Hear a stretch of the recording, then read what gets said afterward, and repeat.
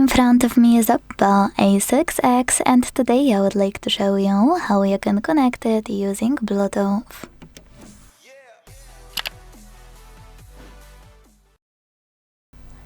Begin by opening Settings and tapping on Bluetooth right away.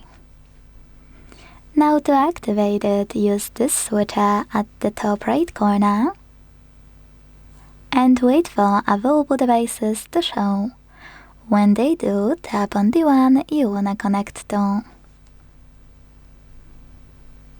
Now choose this icon next to allow access to contacts and call logs to turn on or off this option, and when you're ready, select pair. Now you need to wait for the other device to accept your connection request, or if you are trying to connect to another smartphone or to a tablet, accept it manually on the second device. Either way, as you can see after a few seconds, mine were successfully connected. Quick tip: if you want to manage this connection, all you need to do is tap on this icon next to one of your paired devices.